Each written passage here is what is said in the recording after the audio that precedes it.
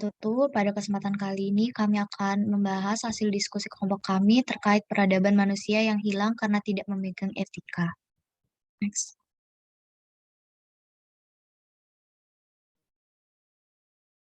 Next.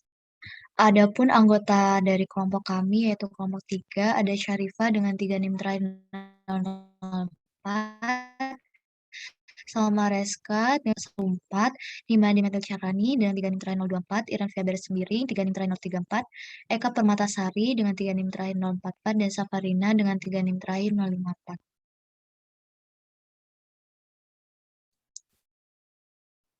Untuk penjelasan peradaban manusia akan dijelaskan oleh teman saya.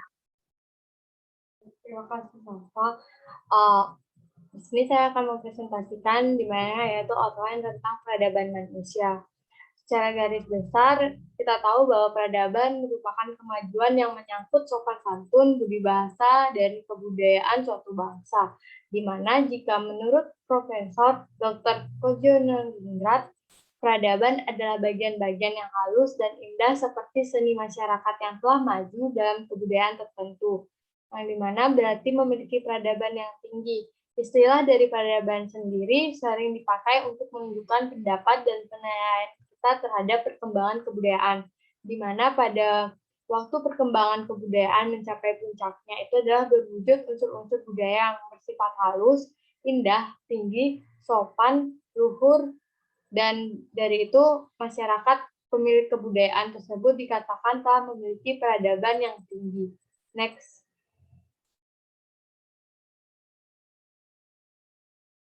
Nah, di mana manusia dan peradaban tidak dapat dipisahkan karena manusia memiliki daya cipta, rasa, dan kasa. Hak cipta, rasa, dan kasa ini bermuara pada pengembangan pengetahuan dari sebuah budaya, yang kemudian sejak saat itu budaya akan berkembang, jadi itu adalah sebuah peradaban. Menurut para ahli antropologi, di mana menandakan titik awal peradaban manusia itu adalah saat mereka sudah mengenal tulisan, yaitu kasa, di mana saat ini seiring perkembangan IT, manusia mulai beralih pada media lain yang paling mudah untuk dipakai seperti kulit kayu, nipah, bambu, lontar, hingga kertas. Intinya, apapun media tulis yang digunakan, awal kemunculan tradisi tulis menulis di Nusantara yang memegang peradaban penting sebagai indikasi awal peradaban manusia Indonesia tetap sama, di mana sebagai negara besar, Indonesia memiliki perjalanan sejarah peradaban yang cukup panjang. Sedikitnya ada 3 periodisasi perjalanan dalam sejarah peradaban manusia di Indonesia, yaitu ada zaman kuno yang meliputi masa kerajaan Hindu dan Buddha, zaman baru yang meliputi masa kerajaan Islam, masa kolonialisme, masa pergerakan nasional melawan imperialisme dan persiapan menuju kemerdekaan. Lalu serta zaman pasca kemerdekaan yang meliputi pergolakan dalam negeri hingga masa reformasi.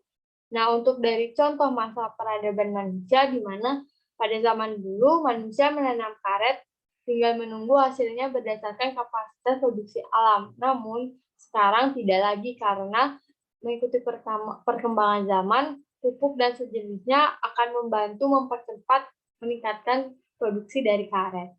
Next, akan dilanjutkan oleh teman saya. Untuk selanjutnya terkait definisi etika, di sini saya akan menjelaskan definisi etika menurut Bertenska, yaitu merupakan nilai-nilai moral yang menjadi suatu pegangan seseorang atau kelompok dalam berperilaku. Sementara menurut Aristoteles, itu terbagi menjadi 2, yaitu terminus technicus dan juga manner and custom. Terminus technicus di sini merupakan etika yang dipelajari sebagai ilmu pengetahuan dan berhubungan dengan perbuatan atau tindakan manusia. Sementara manner and custom itu merupakan etika yang berkaitan dengan tata cara atau kebiasaan terkait baik atau buruknya perilaku dan tindakan manusia.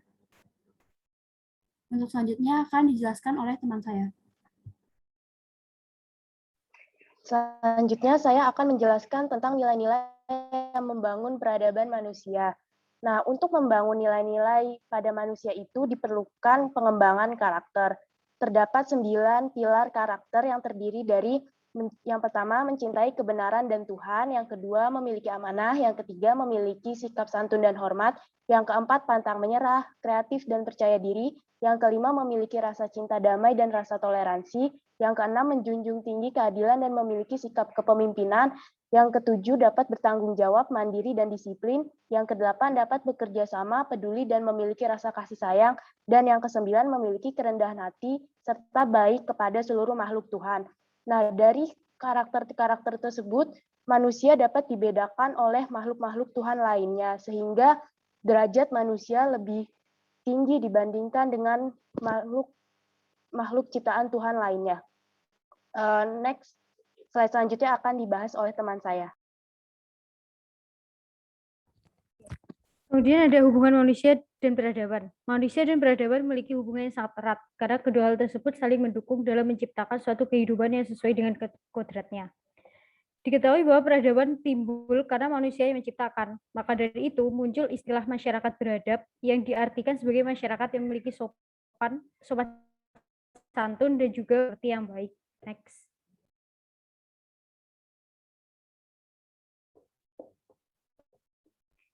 Peradaban dapat diartikan sebagai tahapan tertentu dari kebudayaan masyarakat yang telah mengalami kemajuan dengan ciri tingkat ilmu pengetahuan, teknologi, dan juga seni. Dampak hal tersebut adalah masyarakat mengalami proses perubahan sosial yang signifikan, sehingga taraf kehidupan semakin kompleks. Mengutip dari G. Scall dan G. M. Becker menyatakan bahwa culture and civilization is caused to mating and creating spirit. Civilization is the even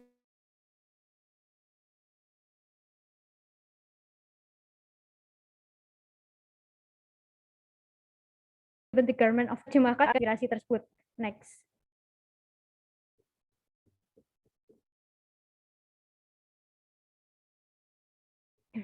Makhluk beradab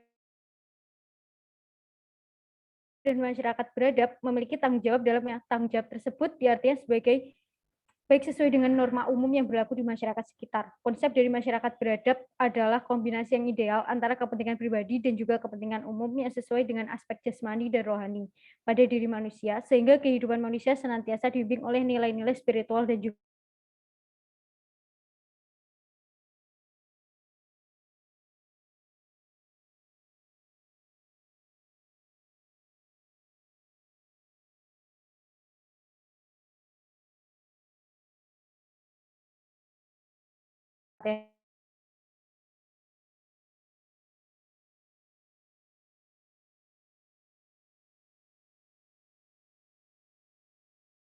Indonesia. Seperti yang kita ketahui bahwa arus globalisasi dan modernisasi semakin berkembang dengan sangat pesat. Begitu pula dengan informasi yang tersebar.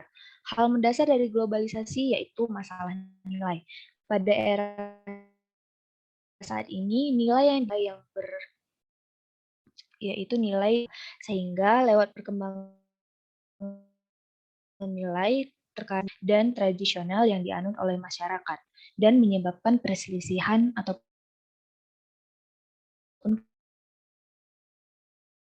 ketidakharmonisan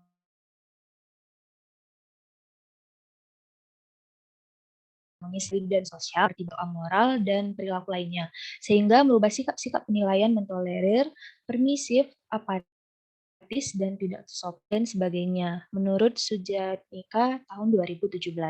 Next.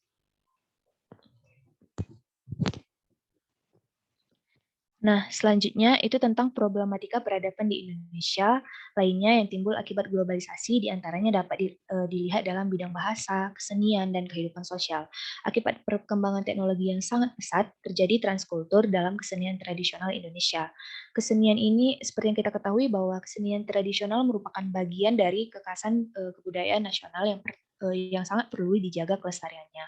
Hal ini juga menyebabkan bergesernya kesenian asli Indonesia akibat problematika dari peradaban tersebut. Problematika peradaban yang penting lainnya adalah adanya kemungkinan punahnya suatu bahasa di daerah tertentu disebabkan penutur bahasanya telah terkontaminasi oleh pengaruh globalisasi. Next.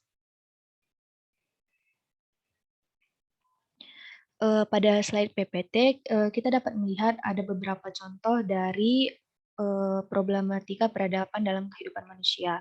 Yang contoh pertama yaitu alternatif tawaran hiburan yang saat ini makin beragam, sehingga lebih menarik jika dibandingkan dengan kesenian tradisional seperti televisi dan YouTube itu sangat kalah dengan kesenian tradisional. Nah, untuk contoh yang kedua yaitu seperti yang sudah dijelaskan pada slide sebelumnya bahwa bahasa asli Jakarta sudah berkurang akibat terkontaminasi dengan bahasa-bahasa yang berasal dari luar Indonesia atau istilah zaman seperti bahasa gaul Jakarta. Nah,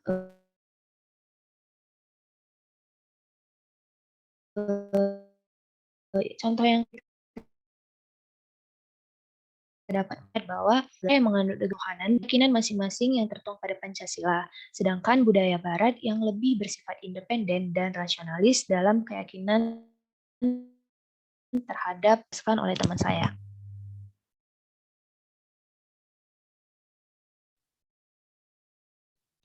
Untuk selanjutnya itu terkait studi kasus dari peradaban itu. Di sini kami mengambil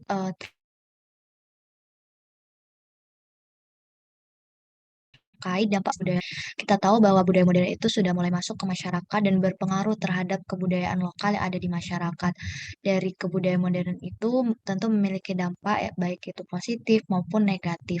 Adanya budaya modern yang masuk ke budaya lokal di Aceh menjadikan salah satu kekhawatiran terhadap hancurnya kebudayaan lokal yang ada di Aceh.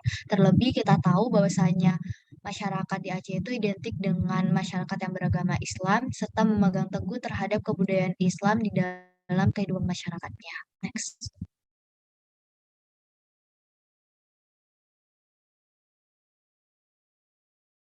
Next.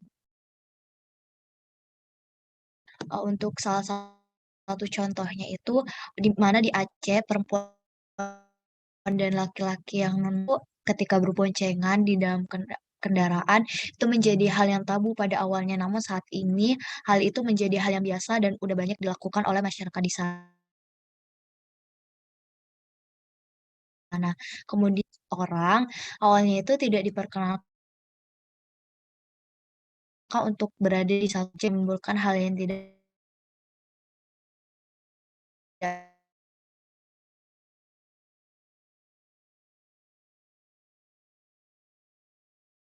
baik. Nah, beberapa peningkatan terhadap perceraian dan perselingkuhan di masyarakat. Nah, untuk itu lokal di Aceh, beberapa cara perlu dilakukan dengan peningkatan peran agama di masyarakat Aceh itu peran agama Islam seperti memperkuat keluarga Muslim, kemudian sistem pendidikan dan kebudayaan di sana yang lebih religius, filterisasi terhadap budaya modern oleh pemerintah, juga masyarakat itu harus lebih memperkuat budaya lokalnya dan saling menjaga di antara masyarakat, serta nilai-nilai Islam yang sudah ada dari sejak zaman dahulu tidak dihilangkan dalam kehidupan masyarakat di Aceh. Next.